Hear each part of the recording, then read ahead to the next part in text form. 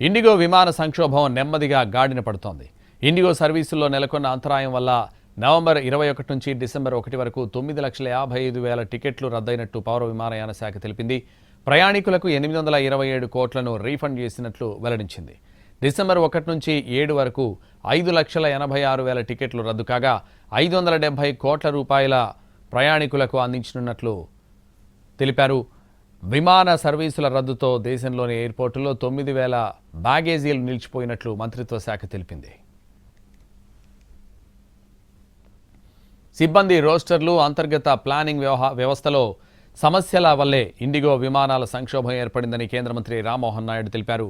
కఠినమైన civil aviation requirements అమల్లో ఉన్నాయన్నారు.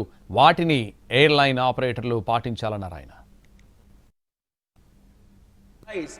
There have been a lot of internal complications. This is a day-to-day operations thing that the Indigo should have maintained. Indigo was supposed to manage the crew, was supposed to manage the roster through its day-to-day operations. We are there to check if the FDTL is properly implemented or not, and there has been no compromise on that side. And for one thorough full month, IndiGo అంశం కేంద్ర పరిధిలో ఉందన్నారు AP ముఖ్యమంత్రి నారా చంద్రబాబు నాయుడు. కేంద్ర మంత్రి తమ పార్టీకి చెందిన వారైనా పార్లమెంటుకు ప్రధానికి జవాబుదారీ అన్నారు ఆయన. ఇండిగో గుత్తాధిపత్యం వల్లే సంక్షోభం తలెత్తిందన్నారు. తమ పైలట్లకు తగిన విశ్రాంతి ఇవ్వడం లేదన్నారు ఆయన. పరిస్థితిని చక్కదిద్దడానికి సమయం ఇచ్చినా ఇండిగో విఫలమైందన్నారు. దీంతో విమానాలు రద్దవుతూ జనం ఇబ్బంది పడుతున్నారని వ్యాఖ్యానించారు. మేజర్ ప్లేయర్ కింద వాళ్ళు ఉన్నారు కాబట్టి ఇలాంటి సమస్యలు వచ్చాయి. దాన్ని గవర్నమెంట్ ఆఫ్ ఇండియా సార్ట్అవుట్ చేస్తుంది.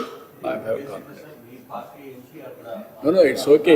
కానీ మా party MP answerable to parliament, answerable to honourable prime minister. కాబట్టి ఇక్కడి నుంచి నేనేదో మానిటర్ చేస్తాను every day to day. Party MP, it is a NDA government. ఇప్పుడు మాకు